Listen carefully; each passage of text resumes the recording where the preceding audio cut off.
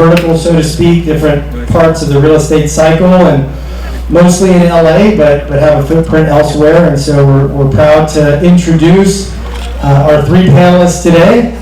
Jovan Agee, he's the former Deputy Treasurer of the state of California. So come on up, Jovan. Take the shot.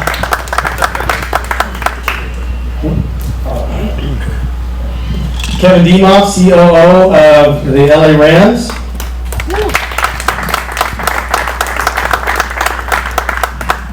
And then Emil Khodorovsky with Forbix, co-developer of this home as well, and sharp dresser. ISAIA is one of our partners, and so we want to thank Duke, who's here, for making us look a lot nicer than we deserve. Thank you, and he always shows up looking a lot nicer than I do, at least. So, you know. But anyways, thanks everybody for being here. Real estate is, obviously commercial, residential. We know where interest rates have gone. We don't know where they're going to go from here. But essentially, kind of, who cares, right? We gotta deal with the moment. We got to figure out what we're going to do, considering the circumstances. And I think there are certain asset classes, both certain strategies on the residential side and certain asset classes and strategies on the commercial side that can help add some value to a real estate holding or investment. And we're going to hear firsthand from the three on the panel today, as well as what the heck is it that you're working on and what opportunities are you seeing. So why don't we do a quick round robin, start with Jovan. You guys are sharing the mic, and tell us a little bit about yourself and kind of how your real estate expertise is relevant today. Thank you for inviting me. This is a beautiful venue. Pleasure meeting all of you fellow panelists as well. Jovan Agee, as was stated, former Deputy Treasurer for the state of California. My portfolio was essentially putting together the housing and economic development financing plan for the state. So when Gavin took office January 10, 2019, announced his budget, announced his vision, the reality of it is that someone has to pay for it. And so that is the state treasurer's office that is the purse for the state. $3.2 trillion worth of assets under management. Largest day trader in the world, $100 million a day, is the California State Treasurer's Office. And so the treasurer, as most of you know, the electeds don't really do the work. It falls to their number two. And so that became my job.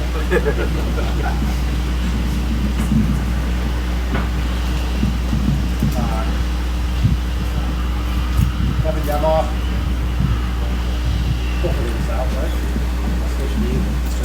All right, there we go. Kevin Demoff, Chief Operating Officer, Los Angeles Rams. So similar to, not all that different in the state of California. You build a $5 billion stadium and someone's got to pay for it. Someone's got to play it and do that. So really the journey back, bringing the Rams back, but many people now know SoFi Stadium, but really the vision of Hollywood Park is a 300-acre sports and entertainment destination, which has entitlements now up to 15 million square feet, of which we're probably less than a third of the way through. So we have that project, and then we just bought 100 acres out in Woodland Hills, of which we'll do a long-term practice facility, of which we hope will be, not the size of Hollywood Park, but maybe 6 to 7 million square feet if we can figure out how to get the entitlements there done. So by the end, we'll have 400, acres in pretty much greater LA, of which to go develop around sports. So a little small project aside from trying to win some games as well. I don't know what I'm doing here. So I've been in banking for 22 years. Commercial, residential construction, we've been developing projects for 15 years, mostly multifamily. Today we built a couple thousand apartment units in Washington, California, Texas, Georgia, and repositioned a bunch more. Shopping centers, we got into express car washes. I hear David wants a discount, he's a member. He doesn't want to pay the monthly fee anymore. Jokes aside. We also co-developed this house with I don't know if Max is here, with Max Nobel. This is his vision. We got renovation and using this as a venue for this real estate event and a charity poker tournament thereafter. So for all those who want to stay, raise money for two amazing charities, LAPD Youth and Nifty, Network for Teaching Entrepreneurship. $1,000 buy-in, amazing prices. I'll tell you about it later. Thanks, guys. Why don't you get us kicked off as far as what are you seeing high level? What have you been seeing high level as it relates to opportunities here, strategies here, projects, creative ways to add value to real estate project? Yeah, for me, I saw this interesting shift probably from around late 2018 to late 2019, where I straddled two treasurers. So I came in on the tail end of John Chung's administration, where we had a gubernatorial administration who was fighting Trump, right? And the federal government was promoting opportunity zones. The state of California, for whatever reason, didn't want to replicate it due to politics. And so with that short-sightedness, we lost a lot of opportunity, right? Because the state of California decided not to take on an opportunity zone designation, so the only benefit that investors could get was the federal one. But then, sort of, Gavin comes in, kind of continuing to beat that drum that Governor Brown had started. But then he pivots somewhere around mid-2019, and he really starts to, what I call, take on a more market-based approach to stimulating development. And one of the things he does is he, not just puts out this huge mandate that we need 2.5 million new units by 2030, which is very audacious, it's aspirational, and in many instances probably unachievable, but at least it puts the bar far enough out there for us to strive towards something, for us to have a vision. But what he does around mid-2019, which is just very interesting, is he begins to really put his money where his mouth is with a market-based approach. And that's to start to say, well, the state of California is sitting on a ton of unused land and real estate assets. Why don't we start to move some of these assets, because we don't have much else to contribute to a capital stack. So what we're starting to see now is a trickle-down effect in cities throughout the state, where Democrats, no matter where they find themselves on the spectrum, are looking more and more towards market-based approaches. And I think you see rezoning happening. I think you see entities like LA Metro, who now has a goal of 10,000 units in the next 10 years, so they're moving their surplus inventory. So I think, in addition to some of the advantages that some of the bigger players, in the spaces, the professional sports teams and others have enjoyed, now other individuals are finally starting to have the ability to start to move and take advantage of some of these investment opportunities. And I think that creates great public-private partnership opportunities. And I would encourage, cores of downtowns are golden right now, I think, throughout the state, beyond just the big 13 cities. But I also would say, I think the secret sauce is really looking at transit-oriented development, because what you see here in LA is not sustainable in terms of drivability. And other cities are on the verge of becoming that. I live in Sacramento. I flew up here this morning. I'll be flying back this evening. And Sacramento, since COVID, is almost starting to become a microcosm of Los Angeles. It's just unsustainable. So I would say that any development you're looking at doing, whether it's the 10 skyscrapers that are probably going to be built by 2028 in LA downtown, or it's some of the developments that are going to be happening adjacent to some of the new arenas that are being built, I would also encourage investment dollars, folks looking to get into real estate, irrespective of the scale of the project, to really pay attention to what's happening in transit. And then secondarily, look at some of the opportunities that are going to be created due to some of the prison closures that Gavin is promising. Because those individuals are going to need a place to be housed, formerly incarcerated individuals. So those are just a glimpse of some of the things that I can get into later in the conversation. Appreciate that. Kevin, what are you seeing? You're building 15 million feet in Inglewood, 300 acres you can see from the moon. That's the goal, as we said. Right, that's right. We figured that out. Yeah. Look, I think it is, for us, a similar approach is how do you create and this was pre-COVID with the vision, but the centers that are truly work, live, play, right? And so if you take a Hollywood Park where ideally you're gonna have a couple million square feet of office, a couple million square feet of retail, a couple million square feet of apartments and housing. We just opened 500 apartments there next to the first movie theater to open in Inglewood in the last 30 years, a brand new Cinepolis. Next to the stadium, obviously the Clippers are gonna wind up down there, but if you look at that corridor now, between the Forum, SoFi Stadium, U2 Theater, which is next to us, a music venue, and the Intuit Dome, the Clippers are going, they're gonna be 200 live events, basically up and down Prairie per year.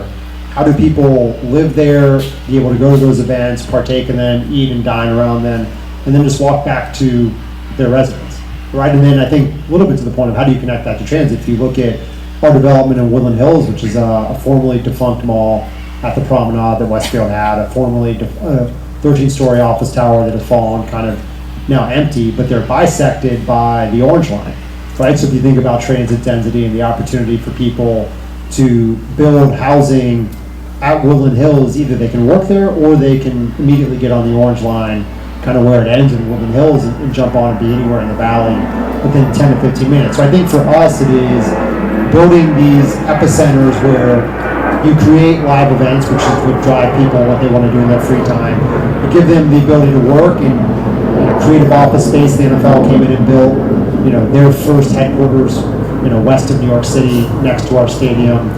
Those people now have a place to live right next door if they want to be there.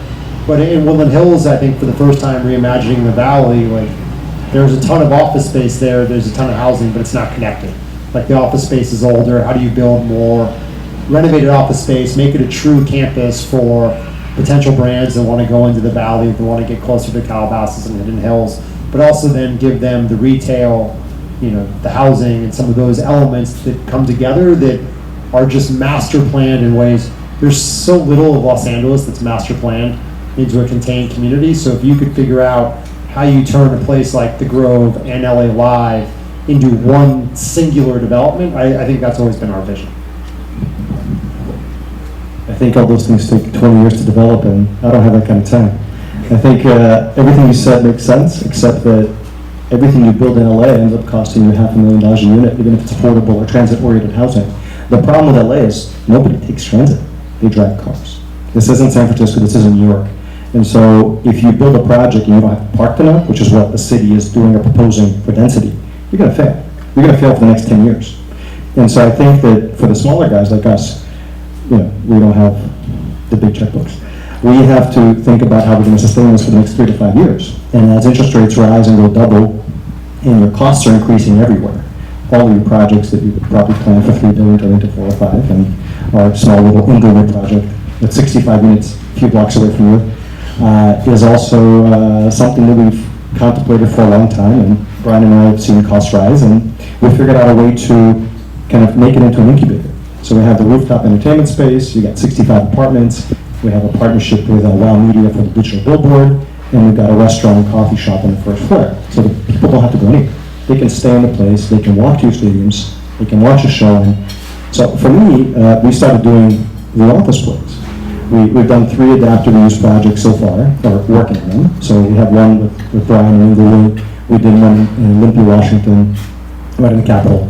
Adaptive reuse, converting office into apartments, and not all of them work, but some of them do. So they're just kind of creative ways to make everything you guys are both commenting on come to life. But I think just the bandwidth for people to be able to adhere to the laws that are being passed that don't quite always make sense, or prevailing wage jobs that are impossible to price, and the only people that make money are usually the GCs. So I think that in general, there's got to be a better way. The government has to the municipalities have to make it easier for developers to develop, and you shouldn't have a hard time entitling a project that's going to make the city a lot of money. And it's a big political game that I don't know much about. Look, I think the one thing to add to that, right? You talk about Inglewood, where we were able to come in and work fairly efficiently. We set up our first headquarters in Thousand Oaks, worked there very efficiently. Been at weekend in Gura Hills, which is efficient. I would say our experience so far in Woodland Hills in the city of LA has been the least efficient, right? And so I think, but you see it whether it's the development of Culver City, the development of El Segundo, the development of Inglewood, of the 87 cities in LA County that aren't Los Angeles. I think they're working much more efficiently. The challenges of costs exist the same, but we have to make it more efficient for people to build in Los Angeles City proper. How's the state helping? How's the city helping? How can they help? Yeah, that's what I was alluding to in terms of this shift a bit, right? So some of the issues that have been alluded to by the Rams, you multiply them by 10 when you get to smaller developers, right? Because the checkbooks aren't the same. If we're just having an honest conversation, right? The ability to support the electeds aren't the same, right? The wow factor is not the same for a smaller developer as it is to try to attract a major professional sports team. I helped architect the Sacramento Kings project in Sacramento under former Sacramento Mayor Kevin Johnson. So I've been on both sides of the equation, you know, on the government side, helping larger professional sports teams either stay or try to be poached from another city, right? Or now on the private sector side with my business and trying to help smaller developers figure out how do you navigate this thing when you don't have the checkbook. You may not have, you know, every single mayor and council member on speed dial, right? That's a reality that we have to face with. And so I think that it's going to really be, again, partnerships. And one of the things that I heard him say that was impressive is that basically what he's doing is a microcosm of what the Rams are doing. But Inglewood really has become a model in many ways, if we're being honest. I mean, I was hearing more about the Rams and the Clippers in Sacramento than in any other city or county in the state. And so what we looked at was what Mayor Butts and the council were really doing as it pertains to expediting the permitting and entitlement process. That is huge. And making sure that City Hall and county offices act as one house, right? Not the mayor, not the council, not economic development directors, not revenue officers, not planning. I mean, you can be cut with 1,000 cuts and 1,000 different payments with one branch of government. That's not then talking about the state layer of government, and then the federal layer of government, and then all the special utility districts, right, that come in. And I'm preaching to the choir here, but for some of you out there who may be thinking about how do I embark upon some of these journeys, these are the realities. And just like you have in professional sports, it takes professionals, right, in this regard. And I think what it's going to take is, just as we see with those organizations who we've referenced, like the unions, I think that the business community is going to have to figure out a way, even with the competitive environment that exists where you have developers competing against other developers. I think it's really going to take this notion of how do we create a trade organization or a trade association like entity so that we can have the paid representation like the labor unions, so that we can have a collective muscle that may be better than we can be individually. I think that's what it's going to take ultimately, because when you look at what labor does well is they're organized and they pool their resources to get the representation that can cause sports franchises the headaches, right? And make sure they're prevailing wage and things, not because they have big checkbooks individually, but it's what they do collectively. And so I think you talk about the mid-size and the smaller development in businesses, that's the part they're gonna have to figure out. The chambers of commerce that exist in these cities still oftentimes operate in an antiquated approach. And so I think that there's gonna have to be a reimagining of what does collective working together look like for small, mid-sized businesses, and that includes real estate developers. Quick brass tacks. How much does the state have to give? Where are they allocating? How are they allocating? Yeah, so to the governor's credit, he has quintupled the amount of resources available for residential real estate development. Now, that sounds like a lot, but the reality of it is that under prior governors, we were only investing about 1.5% of our budget. This is a real percentage. To put it in context, education gets about 52% of our state budget. Health and Human Services, which is the next highest expenditure, gets about 27% of our state budget.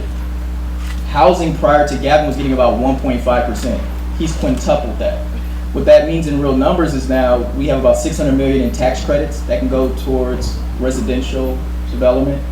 We get about $4.25 billion in tax exempt bonds that are being made available. And that's why I talked about that opportunity zone piece was just a killer for us not to create that designation statewide and only depend on the federal one. But again, that comes to organized labor's fingerprints kind of being on some of this stuff. So what that does is that just sets the tone, right? Then you can have a city like Los Angeles that comes right behind and say, we're gonna invest 150 million, right, on top of what the state is doing. So I think that, you talk about who really impacts real estate, how much makes it. I think the state piece is critical because it serves as a conduit between what the feds are thinking about for a respective state, because you're the ambassador for us in DC, governors, state members, and then you also set the stage and the tone for what your local government electeds will do or won't do. Kevin, can you give us an inside baseball on what it took to build SoFi, acquire that land, title that land, set the future expectation for the next phase? Yeah, I mean, the inside baseball is we got really lucky. If you look at the two things. One, so Stockbridge Capital had bought Hollywood Park, the racetrack, in 2008, and with the idea to turn it into a 240-acre mixed-use development. That got put on hold because of the Great Recession. Ultimately, long time, never built it. But, to their credit, in Wilson Meany and Stockbridge, they put basically 7 years into the community, going to the churches in Inglewood, going to the people, and getting support for the project, and getting it essentially entitled. So by the time we were able to walk in, we were fortunate enough Stan was able to acquire 60 acres between the Forum and Hollywood Park, and then approach Stockbridge to get the other 240 to get 300 acres. It already had great support of the community in that 240 acres. So we took a lot of the master plan for what then was Hollywood Park tomorrow and incorporated that into what Hollywood Park is today. The second place we got truly lucky was once we bought it in 2014 and went to get entitled, there was a very small window where the California Supreme Court had said if you get a citizens initiative signed that gets, I believe, it was 20 signatures of 20% of the electorate, and city council approves it, it's not subject to CSQ. So we were able then to go get Inglewood. You had 22,000 registered voters. We were able to get, I think, 17,000 signatures in 3 weeks in support of our project. The city council voted 5-0, and 30 days later we were fully approved, no challenges, no entitlements. 4 months later, the legislature ended that loophole, and so I'm not sure our project is being built today if we don't have that loophole with all the interest that could have stopped that project along the way, and even including competitors, whether it had been anybody else. There were a number of them who didn't want to get it built. So we were fortunate, snapshot in time. You had a group that had put in 7 years with the community, 6 months where the Supreme Court kind of let you do it, and then you were off and running. And I think from there, you're fortunate to have, somebody who's one of the preeminent real estate owners in all of America, whether it's land or, shopping centers, ranches, and Stan Kroenke, whose other passion is owning sports teams, and you combine those two. And we were fortunate. It was 100% private, which was unfortunate when the bill went up, but at least as you were going through the process, there was no civic hurdles to navigate. Once you were fully entitled, you just go. And we delivered, I think, what is the greatest stadium in the world, but the whole, there's no way a stadium like that just pencils out without a real estate development thriving to support it. And also a bet on Inglewood itself and where it was going to head and where it was growing. And credit to Mayor Butts, who had a vision starting when he allowed, MSG to go and redo the Forum, that sports and entertainment could bring Inglewood back to being on the map. And so I think you do that now. As we sit there trying to do it again in a smaller version in Woodland Hills, it's a very different world. You have higher interest rates. You're in the city of Los Angeles. While the land we bought from Westfield, the first 30 acres was fully entitled. The entitlements aren't exactly, the other 30 acres aren't. So how do you go meld those two together? It's going to be a long process. And I think 20 years is probably about right for, when we do this. So hopefully, 3 or 4 more Super Bowl titles later, we'll be able to look at that. But, deep down, I think if you want to be a significant landowner and player in California, you have to take a really long-term vision, because right now you have to have that fortitude to get through the hurdles and headaches. And I mean, we did that, and then our building opened in the middle of COVID and was essentially, we played empty for a year. That was in no one's P&L, right? And so you do have to be prepared for, once in a lifetime things that seem to happen, every decade here. I was so captivated, I have no idea what the question was. Tell us about how you're extracting value. You're high-end luxury real estate development, you're partnering, you're financing. Where do you see opportunities? And when you do see opportunities, how do you extract more value than potentially the market allows in this current environment that we're in? We're trying to figure that out every day. I mean, at our heart, we're a lender, so I think in many cases, just because of the time delay and all the new laws that are being passed, like, as an example, this house is subject to ULA tax. So all of the things that you're lobbying for, the city then takes away. Wait, it's over $5 million? I like it. That would have been priced to like $499. $499? I think so. Then we can avoid it. We're going to price it around at 10, So.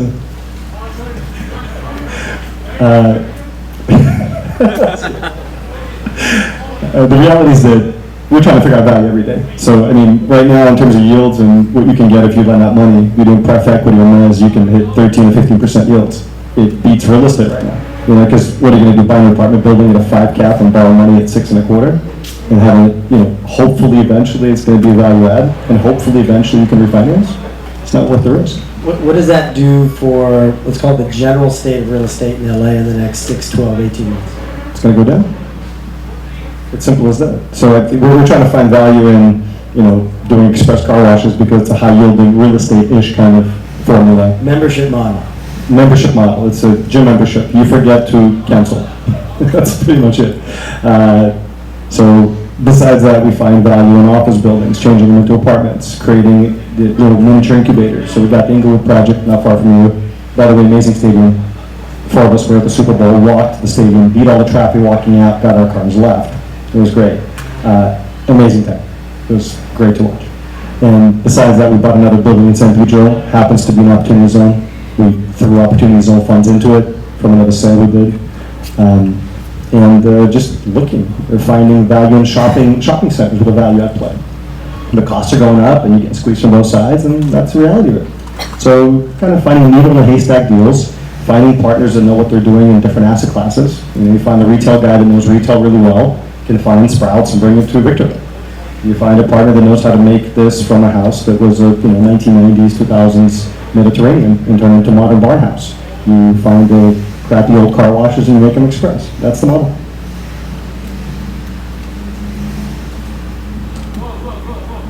I love that. I forgot the question. No, okay, good job. Because I think, can any of you speak to office? I think office, the asset class is on a lot of people's minds. What are we going to do? That's, are we going back? Are we not? Half going back? No matter what, there's extra space. Maybe not on the in the peripheral markets, but definitely in major metros. So, I know that you're talking about adaptive reuse, taking them, converting them. What's that going to take? I know that in order to make an apartment out of an office, it's quite a bit of gutting and reconstruction. So, what's the future of office? What's that look like? Anybody want to speak to that?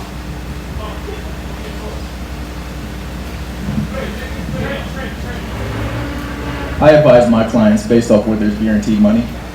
So again, when I broke down the numbers for the state budget, those are guaranteed dollars. So if I have a client that's looking to develop something that's mixed use related and there's a commercial component, I advise them to look at schools, healthcare industry, childcare, recession-proof industries, guaranteed funding no matter who shows up or who doesn't show up in terms of a customer. Sound business investment. And so there's been clients who I've had who similar has kind of tried to build this live workspace dynamic. And I've had to work with them to kind of reposition their assets to put a charter school component as the hub and let everything else be bespoke because of the per pupil spending you get that's guaranteed. So even once a COVID hits, whether there's kids in the seats or not, you get paid. That can serve as your flex commercial space. So I think the other thing I wanted to address too, kind of going back to the prior question about how do you find value, is you work with government to manipulate the market. So government sits on assets. the largest owner of public land in the state of California are school districts. There are over 1,100 school districts in the state of California. They all earn surplus property. I have a client who just got 10 acres of land in Riverside for $1,500 because the school district made a political decision that it had nothing else to offer the project, and that this developer, because it created the right scenario, brought community, brought other assets and support with them, the politicians made a decision that there was enough community will and community benefit that the least they could do for this developer is do a land give. That's how you get immediate value into a project. So now you're going into a project with instant equity. You then also help de-risk because you have collateral that can be leveraged for other private dollars.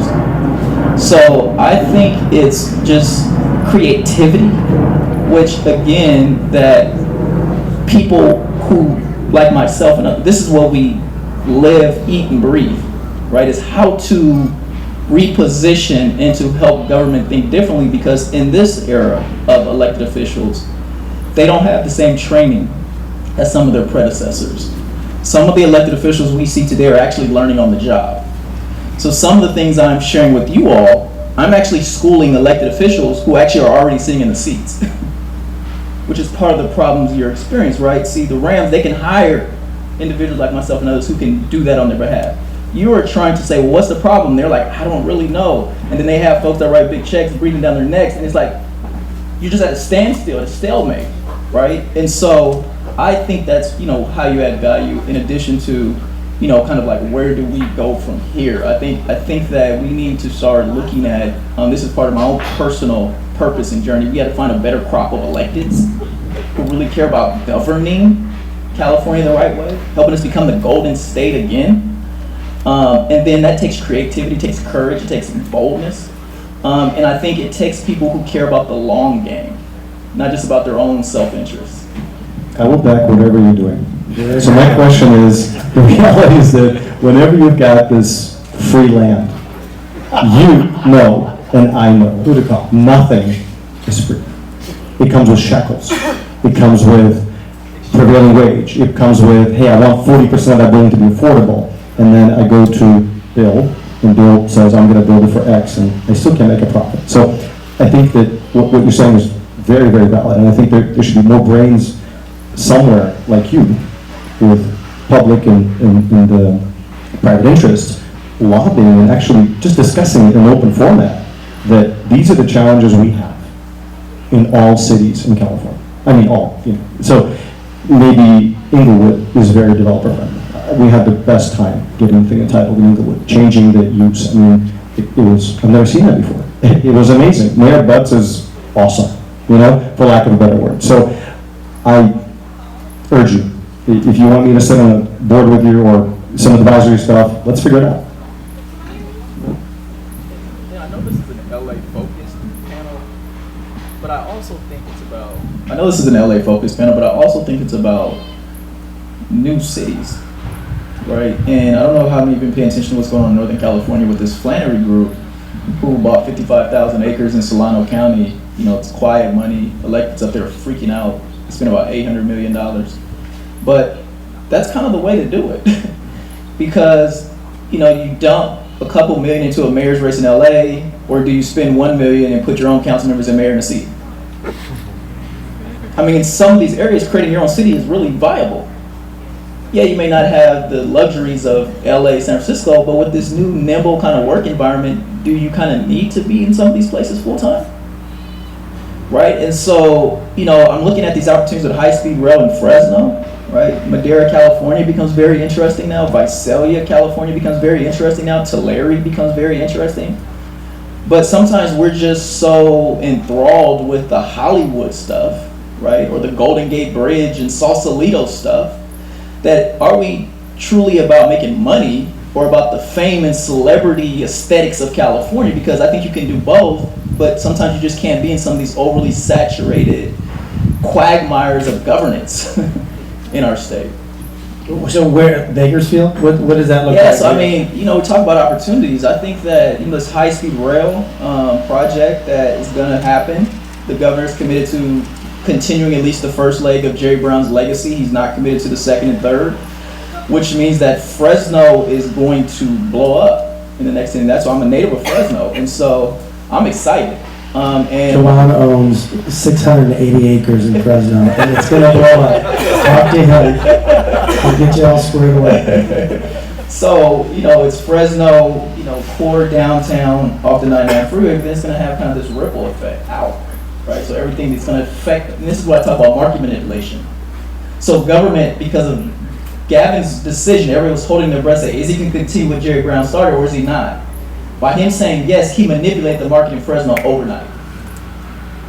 But the same thing is happening here with Virgin Trains, which I was also working on when I was in state government, is helping, Fortress investors and Virgin Trains keep their eye on the ball here in, North LA County, North San Bernardino County, to make the high speed happen from Lancaster to Vegas. That whole Apple Valley piece, there's going to be a lot of real estate opportunities. You should pay attention to what happened between Orlando and Miami and West Palm Beach and all those little small cities between Orlando and Miami. What happened when the high-speed road happened there? It's going to happen here. It's not LA proper. It's not a sexy place to be. It may not have the best climate. It may not be an ocean nearby. But if you're trying to make money, you can live anywhere. If I could hop on a train that didn't take me 4 hours into San Diego, I'm in. Yep. So, you talk about supply chain opportunities, right? If you're into manufacturing, if you build housing, if you build office, whatever it is, you think about all the ancillary jobs and housing that's going to come as a result of these major once-in-a-generation opportunities. And most people figure out it's probably not going to happen in LA. LA's going to try to figure out how to get connected to some stuff. San Francisco's going to try to figure out how to get connected to Solano. I think that's just the reality. Now some of these B and C level markets, right? Sacramento, Fresno, Riverside, San Diego. Some of these historically B and C level markets are now stepping up to the forefront. Also because some of these places have moderate Democrats as mayors or Republicans as mayors. So that also sometimes plays into the realities of what we see as it pertains to business friendliness, right? So again, but this is the stuff that I sleep, live, breathe, right? But again, this is what I'm saying. I think that if an individual does not have the ability to hire that sort of talent, I think there has to be a collective discussion, as there is when you put together a fund. You sort of have to do the same thing with your public affairs and government affairs representation, so that you have someone full-time watching for these opportunities and helping you think about how to manipulate them if you have the resources to do it. What are you most excited about in general? No, over the next in the next 5 years, it's easy again. In the next 5 years, in real estate, proper, cross asset class, what are you most excited about here in LA? Distressed debt. That's the only thing I think that's going to be happening. So I think that there's going to be an inverse relationship between the rates and where the values are going to go. There's a lot of unfinished projects, and I think that you find people that have a certain skill set where you're going to take over projects to finish and kind of hold, and you're going to be sitting around for 5 or 10 years because, I'll give you an example. You have a project that you thought you were going to build for $30 million in the city of LA and it turned into 35, and it's worth 40. Well, 5.5% of 40 is true commissions, and you're not making anything. So I think a lot of people are going to just say, here you go, bank. And then the bank is not going to know what to do with it. There's going to be haircuts. And I think that it's a strange time. The commercial version of 2009, basically. Yeah. And I think office is going to be that. I don't think you can repurpose all of it. You can repurpose some of it. Some of it you have to tear down. And I think Class A office is going to be fine. It's boutique Class A office. Stuff that people want to be in. Like those big high rises that need to be gutted and renovated to office. I don't think anybody has the guts to go in there and renovate an office unless it's in, Malibu on the beach or something. Like something that people want. But in downtown, all of those office buildings, if you have to gut them, people are going to go to a more, we have an office that's 4 stories in Calabasas. And it's really cool, nice, and that's where I want to be. I don't want to be in the town anymore. So I think the office market has to change. I don't know how, and I'm not going to do it, but somebody has to. Yeah, I think following up on that, having a place or 2 places that are blank slates, where someone who wants to come in, whether you're a movie studio, bio life sciences, tech, and you can say, I can design a workplace from scratch, and I can take your campus and I can pick my spot and I can pick what I'm adjacent to. is going to be different than, walking in and taking, we bought a 13-story office tower that we could never repurpose and redo to make interesting, but what we can do is we can take 100 acres in Woodland Hills and say, you can have a brand new campus attached to the Rams, attached to, all the Westfields, the promenade that's 5 minutes from your house, and you can attract talent, right? I think it's how do you take these spaces and attract talent, because I do agree, post-COVID, people can live anywhere, but talent still wants to be in Los Angeles. People who graduate from our universities still want to stay here. People who move from abroad want to be in the city, and it's how do you give them the most attractive space. I think it's letting people reimagine what work looks like. I mean, I think I'm probably a little bit different in the sense, we employ 250 people at the Rams, plus people in the stadium. Office is valuable. Culture in your office is important. So, while we're still flexible work 2 days a week, 3 days a week, the days when people are in the office, it hums.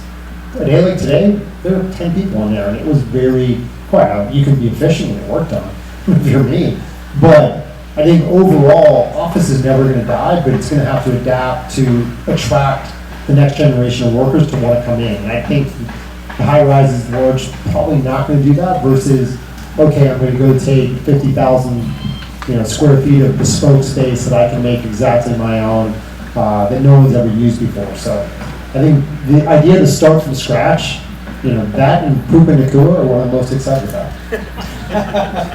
You gotta put childcare facilities in some of these buildings, right? So that moms and parents that have kids can take them to work and have them play for 8 hours and 6 hours and leave. I mean, that's the only chance you got, especially now with the way that behavior shifts so much since COVID.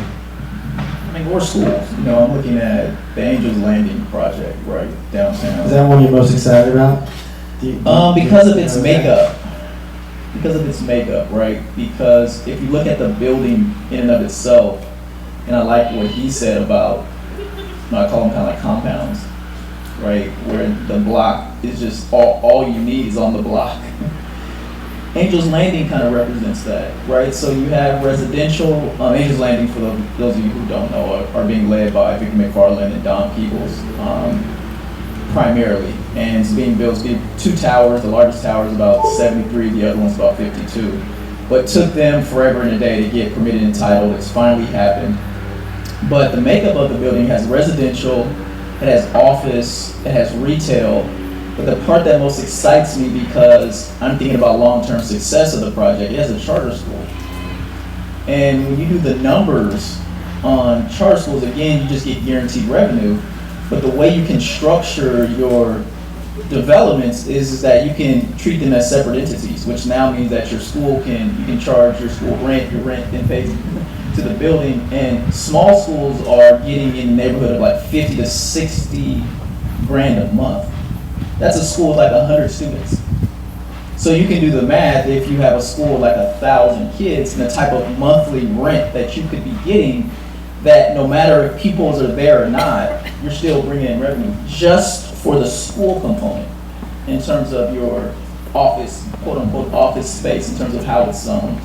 So that one's interesting to me because it has a creative construct in terms of, I'm looking at it from a pure financing standpoint, in terms of where can the money come from to support other parts of the building if certain components fail. Do we have any questions? Any capstones? Any final thoughts before I open it up for questions? How can I get season tickets to the Rams game? I I was at the Super Bowl too, by the way. Okay. And it was a great Super Bowl. It was going to be a surprise That's my first one. for everyone here, but Kevin, you want to share the surprise with everyone? Okay. This is fine. Any questions for the guys up here? John. Kevin, you talked about inefficiencies. Can you sort of drill down into what those inefficiencies are and practically what you would change? You're not going to get rid of all of the things that go in the planning process, but are things that are low-hanging fruit that would make things faster, more affordable? Okay, I think it's ultimately whether through planning, and I am probably the least knowledgeable person up here to speak on it, right? But I think one house, we said, like getting groups on the same page, getting people, just faster answers. You submit something and you're like, I'll hear back in a month. It's a 2-hour question. But I think it's ultimately trying to find, in my mind, it's probably some level of a public-private partnership within City Hall, within governments that actually want to expedite this and generate revenue and move forward versus just adding more bodies, or I think adding more knowledgeable bodies who are passionate about the outcome. But I don't know, look, if you come from the private sector, I'm not sure that anybody, in City Hall is incentivized big picture by individual projects, right? So I'm a big believer people do what they're incentivized by pay to do, and if you're not incentivized to do something, there's not going to be any ingenuity or change. And to me, I think even if you take something as simple as housing, we are 500,000 units short in Los Angeles of what we need to do to house our population. That's not going to be solved by anything we're doing on the current path. And so however we want to choose to address that, whether it's changes in policy, how the city handles processes, how do we get developers, better incentives, better timelines. So if you sit here with Emil saying, if it doesn't pencil out to build, you're not going to get those 500,000 units. So I think we need to start from the backwards of what policies do you need to build 500,000 units, and start there and work backwards. And I think, that's not an efficiency, that's structural change, but anything small would help. Good question. Anybody else?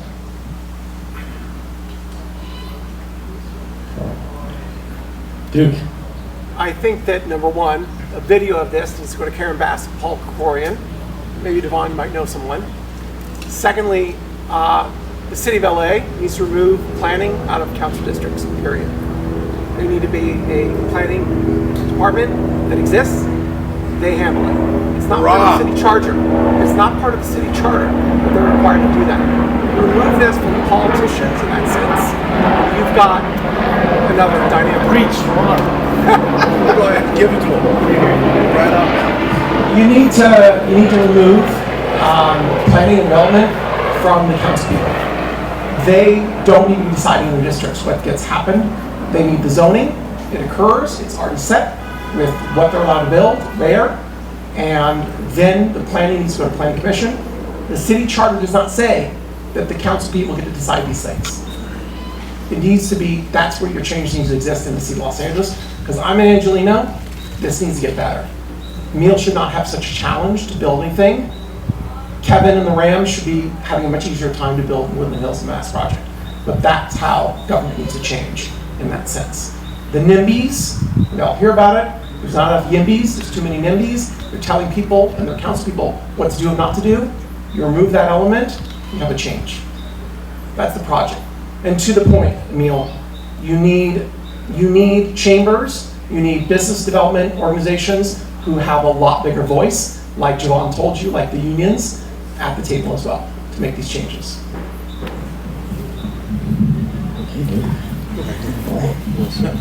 And there's some models. There are some models for that. So, for instance, one of the things I think the Rams did amazingly, which is why the ripple effects made their way to Sacramento, is that they put the electeds to be in a position to only be electeds, right? They had done their homework. So some of the things that he's talking about, like Supreme Court decisions, they didn't wait on the mayor and the mayor's staff to figure this stuff out. They'd have been waiting another generation for that. So they had the institutional bandwidth and capacity to just let elected officials either you have the will or you don't. But we're providing you all the evidence necessary to show how this can get done in the timeline that you say you want. That's what they did. I think with anyone else who may not have that grunt, that capacity, and that bandwidth, and that intellectual capital in-house, or that ability in-house, cities are going to have to go to the model that he's talking about. And I would take it even a step further.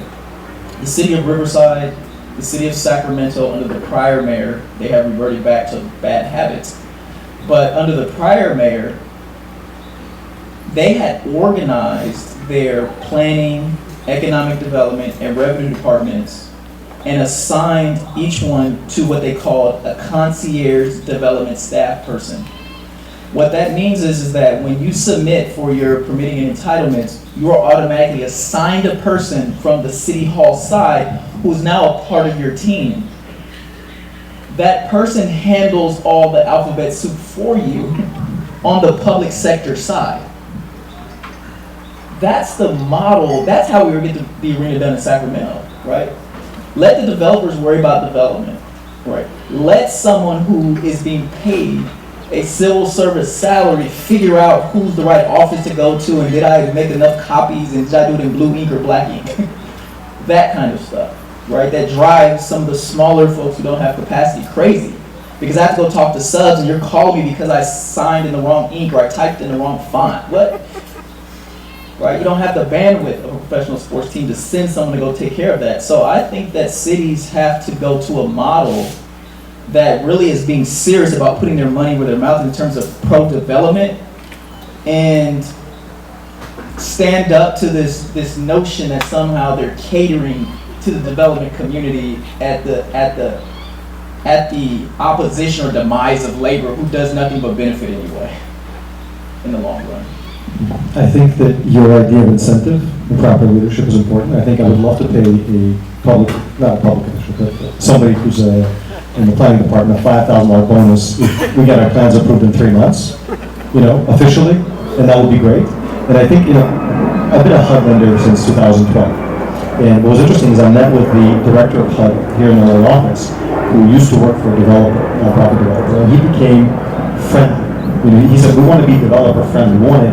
And HUD changed 8 years ago, 9 years ago. Before that, we shunned from it. But we became a HUD lender because we knew it became easier.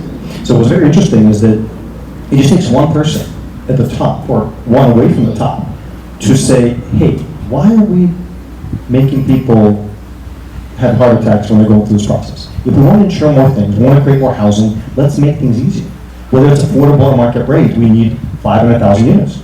Let's make it happen. And they became easier. They became more friendly. The underwriters changed. So if I see that happening at HUD, why can't it happen in government? So I don't know how to lobby for change, but I'm willing to do it.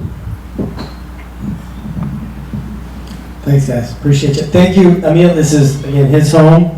We partnered on this event. I can't afford this home. He's been built it. so gracious as to help facilitate this event. It's over for all of us. $500. And there's a poker tournament at 7.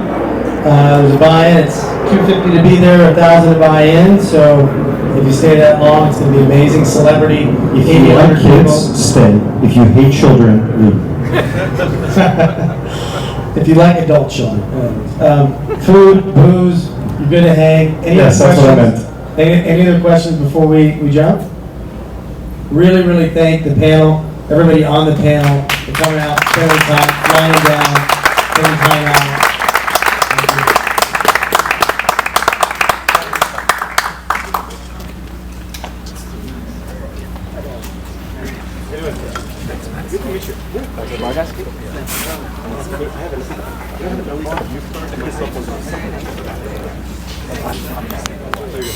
I have to myself.